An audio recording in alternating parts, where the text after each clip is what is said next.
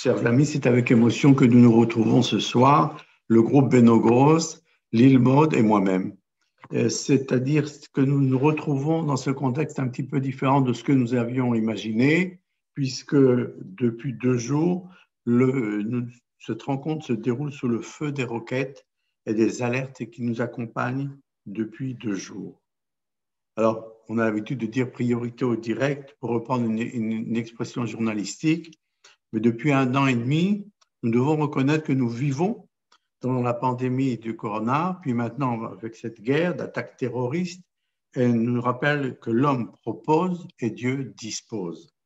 Nous devons agir, continuer à diffuser les messages de vie, d'espoir et de paix. J'ai entendu de mon fils un commentaire, un enseignement que j'aurais aimé vous transmettre ce soir. Lorsque nous devons cuire les matzot, vous savez, c'est 18 minutes. Se dit en hébreu Hay Regaim, que l'on peut traduire aussi Vi Hay Regaim, le moment. Et c'est ça, cette philosophie que nous devons apprendre, que nous avons été obligés d'apprendre. À savoir, nous devons agir, étudier, faire du bien à notre prochain, fonder une famille, sans renoncer à quoi que ce soit, quoique nous ne sachions pas de quoi le lendemain sera fait. Pour toutes ces raisons, nous vous proposons donc l'émission de ce soir avec quelques petits changements. Nous recevrons le Rav Shmuel Eliyahu, Rav Arashi de Tzfat, le grand rabbin de Tzfat, fils du Gaon Rav Mordechai Eliyahu, ancien grand rabbin d'Israël et Rishon LeZion. Le Rav Cherkin ne sera pas avec nous puisqu'il est malade, et à qui nous souhaitons refoua Shelema. Et le Rav Ben Ishai, que nous recevrons, nous parlera d'Israël dans les épreuves. Mes vœux vont tout d'abord aux populations du sud d'Israël qui ont connu ces derniers jours une recrudescence des attaques à Gaza, mais aussi les habitants de Lod, Ramleh, Akko, Yafo. Et donc, le thème de l'émission de ce soir, le don de la Torah du Mont Sinaï à nos jours, c'est bien évidemment à la proximité de la fête de Shavuot qui nous donne l'occasion d'aborder ce sujet. L'éternité de la Torah, l'éternité du message d'Israël. Tout d'abord, la fête de Shavuot, ou fête de semaine, tient son nom des 7 semaines qui séparent Pessah à Shavuot. Mais aussi, le nom de cette fête peut être lu par le Chag HaShavuot, la fête des serments. Entre qui et qui? Eh bien, entre le peuple d'Israël, qui est le garant de la Torah et de l'accomplissement des mitzvot et des commandements, et Hachem, qui garde le peuple d'Israël comme étant le peuple dépositaire du message divin. Et donc, nous sommes dans la situation de fidélité du peuple, fidélité du Créateur. Fidélité réciproque, éternité du message divin. Au-delà des formules, nous allons essayer d'en donner les limites, les contours dans 5 domaines. La première parole qui nous est connue des 10 commandements, on nous dit, lorsque l'univers était silence et écoute, c'est au-dessus de ce silence que surgit la parole première. Je suis l'Éternel, ton Dieu. Je suis le seul qui fait mourir et qui fait vivre. On aperçoit alors, dans cette première parole, non seulement le rôle de créateur, mais le rôle aussi de providence, d'un Dieu qui intervient dans la vie de tous les jours. Et nous pouvons en témoigner ici même de cette providence divine. Alors, cette traduction que je vous ai proposée, c'est en fait celle que mon grand-père, le Rav Yitzhak Morali, avait l'habitude d'avoir introduit dans les Kalmat. Kalmat étant les dissertations homilétiques de Rabbi Saadia Gaon, qu'il avait écrit au XIe siècle en arabe et que mon grand-père avait traduit il y a déjà plus de 100 ans. Et le Rav Eliyahu Rahamim Zini, Rosh Yeshiva de Or Sameach à Haïfa, avait écrit à ce sujet de mon grand-père. En traduisant les Kalmat, il ne désirait pas simplement maintenir une tradition, mais bien plus que cela, il tenait par là à expliquer que à tous les Juifs l'importance de la Torah. Et mon grand-père écrivait ainsi, la vitalité d'Israël à travers les âges est le fait le plus curieux de l'histoire. 20 siècles d'exil n'ont pas pu faire disparaître ce petit peuple de la surface du globe. Quel est donc l'élixir qui lui procure cette extraordinaire longévité? Cette perpétuité, nous le devons à la divine Torah que le sage Salomon a justement dénommée Etz Chaim, l'arbre de vie. Que ce soit donc pour moi l'occasion de rendre hommage à mon grand-père ce soir en quelques mots. nous aurons donc nos premiers intervenants, eh bien, le docteur Michael Gross, que nous avons le plaisir d'accueillir ce soir. Il est-il nécessaire de le dire, le fils du professeur, du philosophe Beno Gross, et il assure actuellement les fonctions de directeur du Hug Beno Gross. Donc, ça sera avec plaisir que nous écouterons votre intervention. Souviens-toi du mont Horeb. Le deuxième intervenant, eh bien, c'est au sujet de la Torah. On parle de l'étude de la Torah, de l'éternité de la Torah, de la perpétuité de la Torah, mais savons-nous que sur les 613 mitzvot, en fait, on est dans une situation où on a que 60% de ces mitzvot ne sont plus applicables, soit parce que absence du temple, soit parce que absence du peuple d'Israël sur sa terre, soit encore parce que dans le Maseret, dans le traité de Sota, il est précisé qu'il y a des mitzvot qui sont devenus caduques. C'est une chose incroyable de penser ainsi. C'est-à-dire, par exemple, Ben Sorer ou Moré, le fils rebelle, la femme soupçonnée d'adultère, ou la génisse à la nuque brisée, qui se dit Egla Aroufa, ne sont plus appliqués déjà depuis la fin du second temple de Jérusalem. C'est le professeur Afi Lalo, professeur de droit à New York, qui nous livrera ses recherches, jurisprudence ancienne et vérité éternelle. Le troisième intervenant sera donc le Rav Shaul Boshko sur Torah et État, difficile relation, car vous avez compris, on essaye de donner un panorama de la Torah et de ses enseignements dans différents domaines qui ne sont pas connus ou qui méritent à l'être un peu plus. Le quatrième intervenant sera le Rav Yehuda Ben Ishai, qui nous parlera d'Israël dans les épreuves. Et enfin, le dernier intervenant sera le Rav Bruno Fison, grand rabbin de Metz et de la Moselle, qui évoquera un autre sujet difficile, puisqu'on parle tout le temps du Beth Amikdash Hashlishi. On imagine toujours que le Beth Amikdash Hashlishi, il y aura donc des nouveaux sacrifices, mais alors comment concevoir le respect des animaux, sujet totalement épineux et très difficile à gérer aujourd'hui. Donc, comment imaginer que notre idéal, c'est de reconstituer les corbanotes, les sacrifices, à ce moment-là.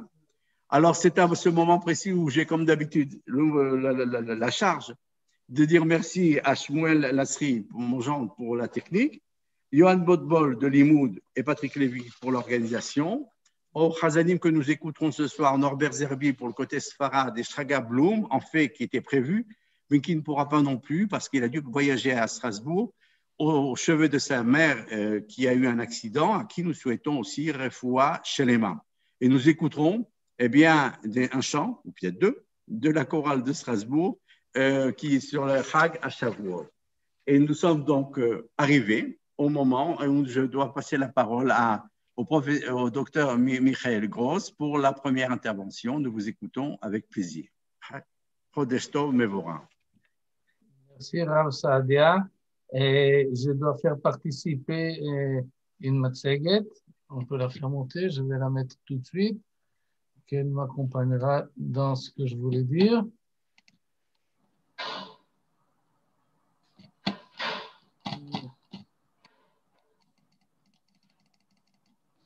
Vous voyez bien?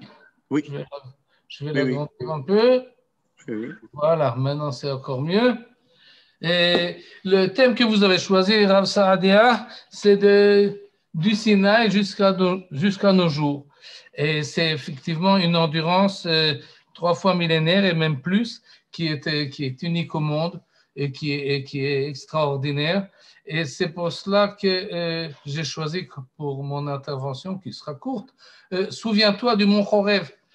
Comment est-ce qu'on se souvient du mont Horeb et de ce qui s'est passé au Har Sinaï? Comment est-ce qu'on conserve le souvenir et comment on a réussi à se souvenir de ce qui s'est passé, cet événement historique du Matan Torah, du don de la Torah, et un fait unique et universellement? Comment est-ce qu'on a pu la conserver jusqu'à aujourd'hui? C'est de cela que je propose à réfléchir.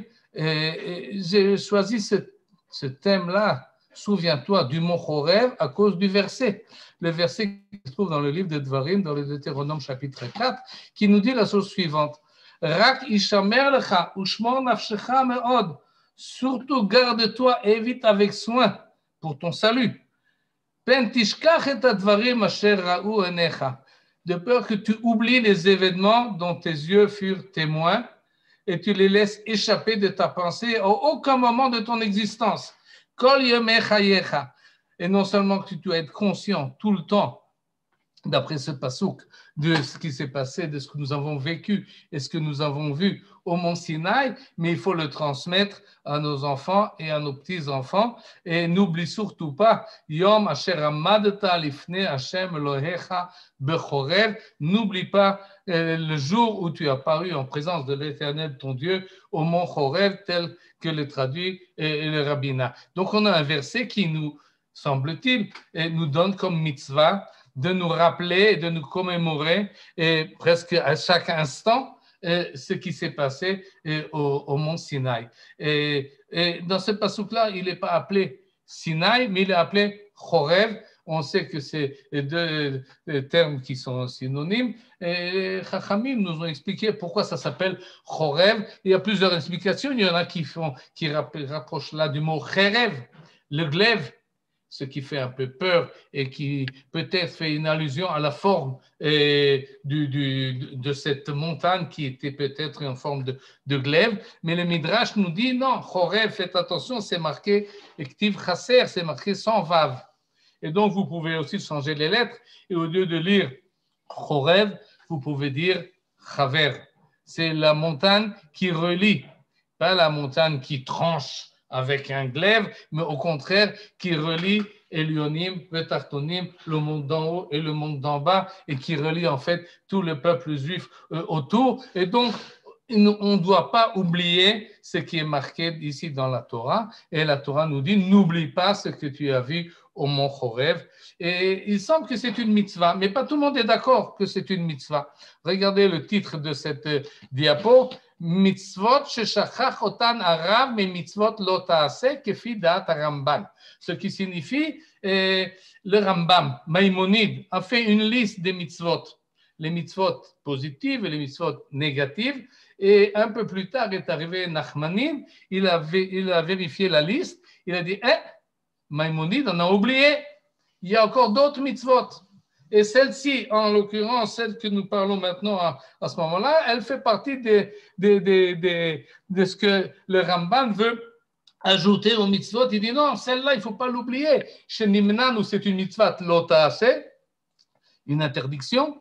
Chez Nimnanu, nous avons été recommandé de ne pas oublier Shelo Nishkach Ma'amad Har Sinai, que nous n'oublions jamais la cérémonie du mont Sinaï, velo nasir otomidatenu, que ça ne nous quitte pas de la tête.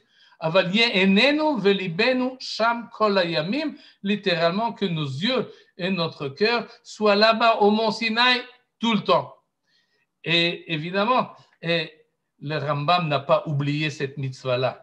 Le Rambam n'est pas quelqu'un qui, on peut dire qu'il a oublié, il faut mettre ce mot-là entre guillemets, sans doute que le Rambam pensait que ce n'est pas une mitzvah, c'est une espèce d'encouragement que donne Moshe Rabbeinu au peuple juif. Et rappelez-vous ce qui s'est passé au mont Sinaï. Mais en fait, ce n'est pas qu'il faut se rappeler chaque jour, à chaque instant, d'après Maïmonide. Lui, il pense comme ça et interprète, explique plutôt les commentateurs du Rambam, ils disent non, tu veux te rappeler du mont Sinaï, tu dois te rappeler de la Torah. Ce que tu dois faire, c'est étudier la Torah qui a été donnée au mont Sinaï. Ce que tu dois faire, c'est observer les commandements qui ont été donnés au mont Sinaï. De cette manière-là, tu n'oublieras pas cet événement historique en observant les mitzvot et en étudiant la Torah. À ce moment-là, tu n'oublieras pas que la Torah a été donnée au mont Sinaï. Mais Nachmanide pense, et ce n'est pas qu'il pense qu'il ne faut pas étudier la Torah, ce n'est pas qu'il pense qu'il ne faut pas respecter les mitzvot, au contraire, mais il ajoute un autre élément. Il dit tout ça c'est vrai, mais il y a quelque chose en plus. Il faut se commémorer la cérémonie. Il faut revivre cette cérémonie. Il y a une dimension historique qui n'est pas forcément congénitive, ce n'est pas seulement une étude, ce n'est pas seulement un acte, mais c'est une conscience, c'est une présence qu'il faut avoir dans nous pour pouvoir commémorer justement et pouvoir arriver à passer du mont Sinaï à l'an 2020 après. Et pour conserver cette idée-là, ça ne suffit pas, sans doute d'après le Ramban, l'acceptation ou l'observation des mitzvot, mais il faut également conserver dans notre conscience et dans nos sentiments cet événement extraordinaire. Comment est-ce qu'on conserve cela? Qu'est-ce qu'on fait pour cela? Eh bien, il y a plusieurs moyens. Dans la première diapo que je vous ai montré, alors là, on a un dessin un peu imaginatif du Har Sinaï et de l'événement, mais là, qu'est-ce qu'on a? On a une photo réelle d'un groupe de gens qui montent vers une montagne. Il s'agit du peuple juif. Et lorsque nous étions en exil en Éthiopie, ce que nous faisons là-bas chaque année, et pas la fête de Shavuot, mais 7 semaines exactement après Yom Kippourim, on organisait une cérémonie qui était Chidush Abrit. On renouvelait le Brit, l'alliance entre Akadosh Baruch Hu et le peuple juif. Et chaque fois, ils choisissaient une montagne, chacun amenait une pierre et posait la pierre pour entourer la montagne de cette pierre comme si c'était le Har Sinaï. Et les Kohanim montaient passer la frontière, les autres restaient au-delà de cette frontière-là, et on lisait la Torah, tout ça c'était à jeun, et ensuite on redescendait de la montagne et on faisait une grande fête. De cette manière-là, il revécut cette idée-là, il se souvenait du mont Horeb à chaque année, vraiment dans la pratique, et maintenant, évidemment, les minagim du judaïsme éthiopien ont changé, mais ils ont conservé cette idée, et chaque année, 7 semaines exactement après Yom Kippour, ils se réunissent à Yerushalayim face au Har Moriah, pas le Har Sinaï, mais le Har Moriah. Ils se mettent à Armon HaNatsiv et ils font une cérémonie qui commémore donc ce Chidush Abrit, ce renouvellement de l'alliance qui s'est passée à l'époque au Har Sinaï. C'est un des moyens. Un autre moyen de se commémorer, c'est le minag que l'on fait, les Azharot. Azharot, ce sont une sorte de piyutim qui était très populaire, très répandu depuis beaucoup de siècles. Et on parle ici de celle qui a composé le Rav Saadia Gaon. Et le Rav Saadia Gaon a écrit un piyut où il fait la liste de tous les 613 mitzvot. Et Hashem Elohecha tira, ואותו תעבוד בתפילה. ערב הבוקר ייחדו, בעוד ותותפות לתהילה.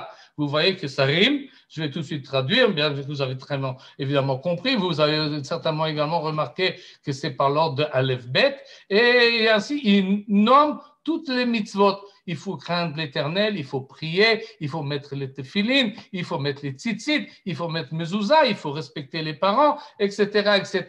Et il faut faire attention aux anciens et aux vénérables de la Kehila, et il faut faire également attention au Beth Amikdash, il faut étudier, il faut enseigner, etc., etc. Il faut même lire la Torah une fois tous les 7 ans avec le roi, et on peut continuer. Il y a toute une suite et le Rav Saadia Gaon n'était pas le seul qui a fait ces Azharot, mais c'était très répandu. Le minag habituel, c'est de dire les Azharot de Rav Shlomo Ibn Gavirol, comme ça font les Sfaradim. Les Ashkenazim ont préféré celle de Rabbi Eliyahu Azaken, mais en tout cas, l'ensemble du peuple juif à Shavuot lisent un des piyut qui fait une rémémoration de toutes les 613 mitzvot de la Torah. Et il y en a qui le disent le soir, il y en a qui disent le matin, il y en a qui disent après Moussaf, il y en a qui disent après Mincha, il y en a qui coupent ça en deux, parce qu'ils ont 2 jours de Shavuot, les pauvres en Chutz La'aretz. Nous, Baruch Hashem, on a 1 jour et on met tout la Azharot dans un seul jour. Le Rambam, Maïmonide, relate qui a aussi également fait une liste de tous les mitzvot. Il rappelle cela et il rappelle que lorsqu'il était enfant en Espagne, il écoutait ces Azharot, Neheprut Sirai Alay. Littéralement, ça me faisait mal au ventre lorsque j'entendais ces piyutim-là. Pour qu'est-ce qui le dérangeait, le Rambam? C'est l'ordre des mitzvot. Il n'est pas cohérent. Qu'est-ce que c'est cet ordre-là? Tu commences par l'Yirat Hashem, et ensuite tu passes tout de suite à Tfila, et au milieu tu mets les tzitzit, et ensuite tu passes à Mitzvah Takel. Et où est la logique où est l'ordre? Alors très bien, ça rime, c'est très joli. Il y a de la rime, il y a du il y a de la métrique dans ce champ. Mais ce n'est pas ça qu'il faut, ça doit être sérieux. Pour le Rambam, l'essentiel, c'est l'étude des mitzvot. Alors lui, il a organisé toutes les mitzvot d'une manière très bien. Il les accuse pas, les meshorerim, les mefaïtim. Il leur dit, en hashimam. Je ne peux pas les accuser. Pourquoi? Ki mechabrehem ayum shorerim. Ils étaient des poètes, lo rabbanim. Ils n'étaient pas des rabbins. Alors évidemment, le travail des poètes, c'est de faire ça joliment. Ils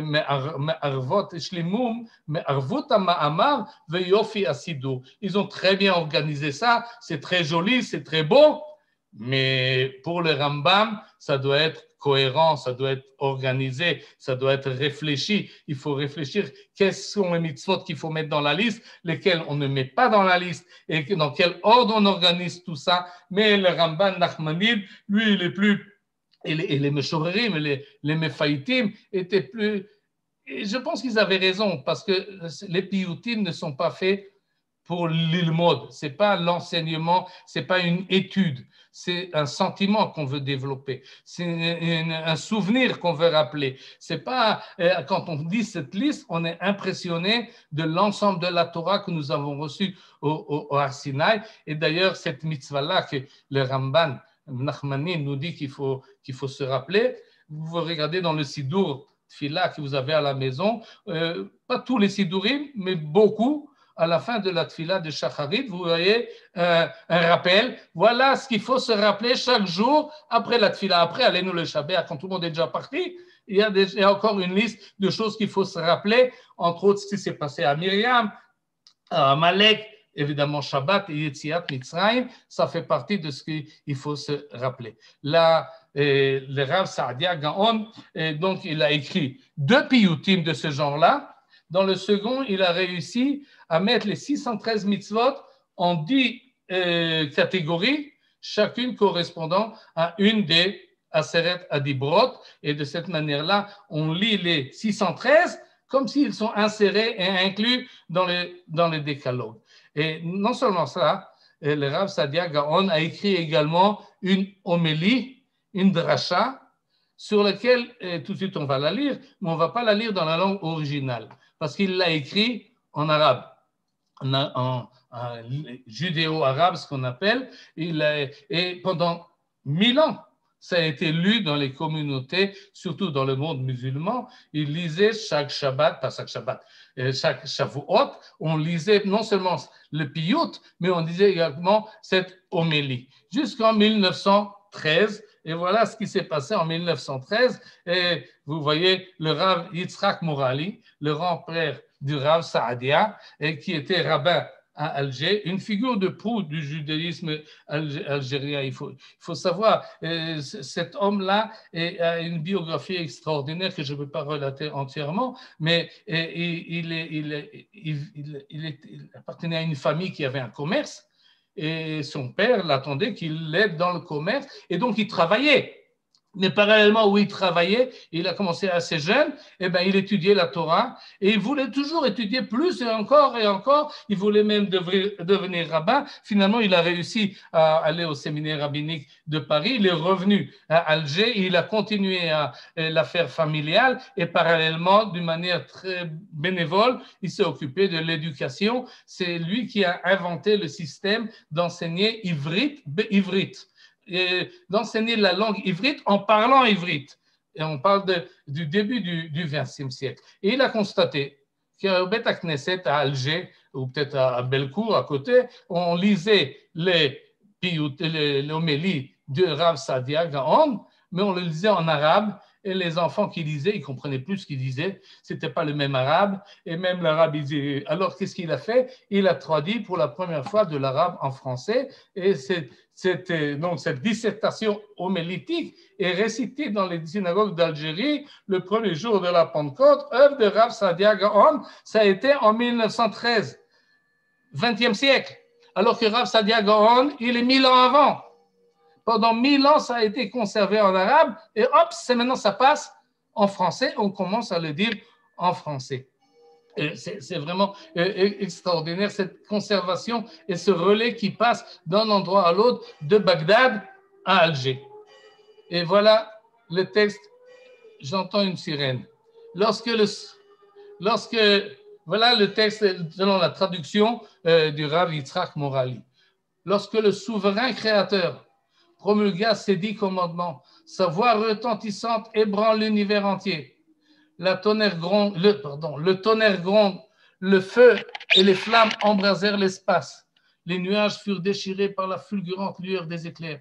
Les anges furent saisis d'épouvante, les cieux tressaillirent, la terre trembla, les montagnes vacillèrent, les vagues s'arrêtèrent brusquement au milieu des mers, les fleuves se détournèrent de leur cours, le soleil, la lune, les étoiles suspendirent leur mouvement, les palais s'écroulèrent, les bêtes fauves et les animaux domestiques furent frappés par la terreur.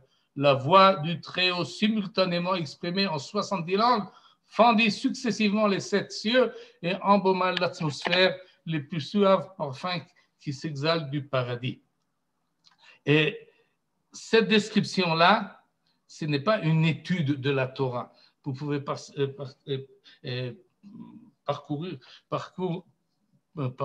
oui, non, je ne sais plus, les parachiotes de Shemot, de Dvarim, vous n'aurez pas cette description-là du Matan Torah. Ça, c'est des descriptions qui sont basées sur le Midrash, mais qui ont comme but d'éveiller l'émotion, d'éveiller l'imagination. De chaque juif qui lit ça, il se sent au pied du mont Sinaï, il commence à trembler lui-même, il s'imagine, et tout le monde change. Et effectivement, le monde a changé lorsque la Torah a été donnée. Et finalement, et je conclue la chose, c'est que c'est important parce que, voyez-vous, la Torah a été donnée au Sinaï à Moshe Rabbeinu, qui l'a transmis à Rav Saadia Gaon. Évidemment, il faut faire un grand pas.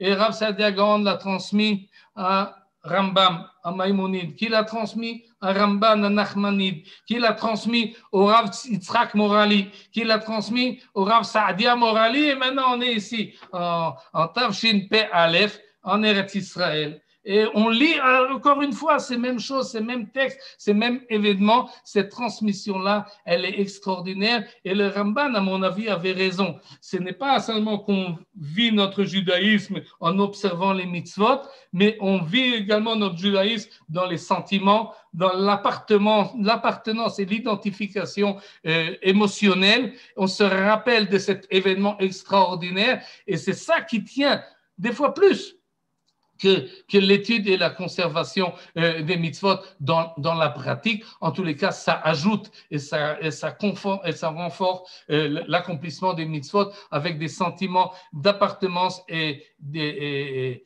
d'assimilation totale avec la Torah, avec la tête, avec le cœur, avec les sentiments et avec tout ce que nous pouvons accomplir. Et je conclus avec ce mizmor Tehillim Pezaim, et parce qu'on ne peut pas parler du Har Sinaï sans parler de nos jours certainement de Yerushalayim, parce que tout ce trajet-là, finalement, doit nous amener ici à Yerushalayim, à Eretz HaKodesh.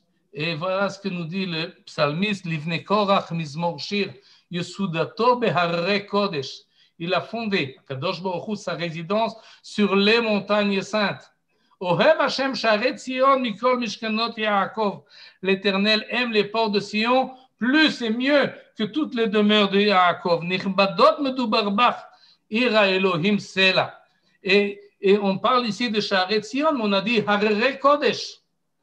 Les montagnes saintes, quelles sont ces montagnes saintes de qui il s'agit? Nous dit le Midrash. Yesudato Bare Kodesh. Yesudato, c'est-à-dire la fondation du monde. Yesudato Shel Olam, c'est Yerushalayim.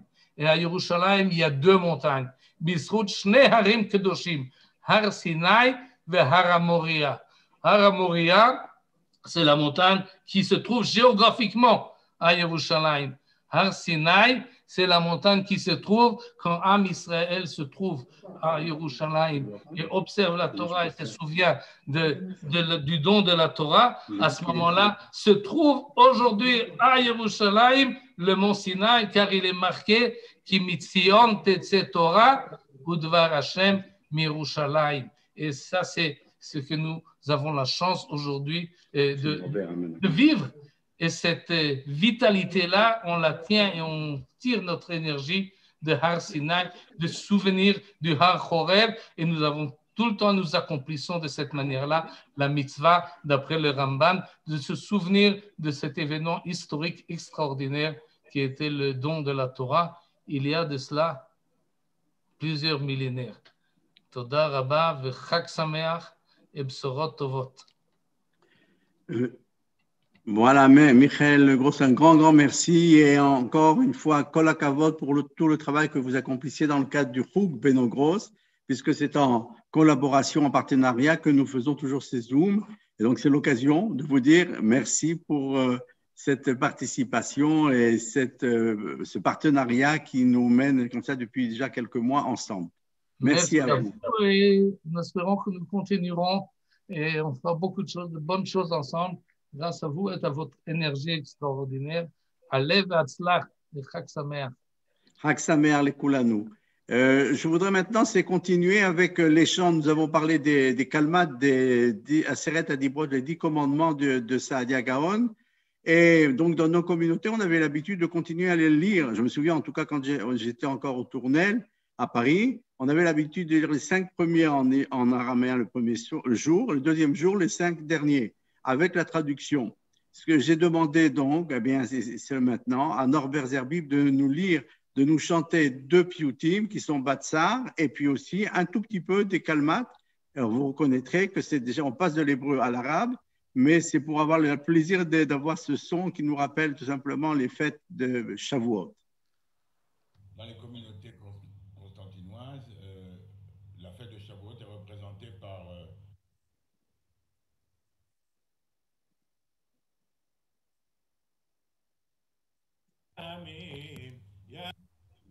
Nahalati Korshir Beodi Harima Lahmi Yamim Batsar Manusi Asima Torah Adonai Temima Bachu Serafim Mizvulam Yom Yaredadat Mi Gevulam Entachuhus Ar Elam Echa Kevoda Uneima Tuzam Befio Sefima Basar Manusi Asima Torah Adonai Temima Razu Leumim Bir'otam Ishdad V'Amel Likratam Paschu Berina Tiftotam Banu Beritecha Akima Na'aseh V'Nishma V'Hima Basar Manusi Asima Torah Adonai Temima Ifli Besinai Nor Otav Tzuri Bemirtav Luchotav Al Kenatane Sitchotav Achmul Gemul Osechima Mama Halali Vanima Basar Manusi Asima Torah Adonai Temima Malki Sheisha Matdalim Onim Nechaki Vneelim Kadosh Bekadosh Behalelim Kotchim Beira Ugema Besafa Berura Uneima Basar Manusi Asima Torah Adonai Temima. Voilà pour Bassar, ce piyut, on le chante quand on sort la Torah du Echal, quand on l'amène vers au milieu de la synagogue. Et là, je vais vous faire le début, vraiment le début de la deuxième kelma qui représente vous n'aurez pas d'autre Dieu que moi. Donc elle commence toujours, les kelmat, elles commencent toujours par la fin de celle qui la précède et elle continue après.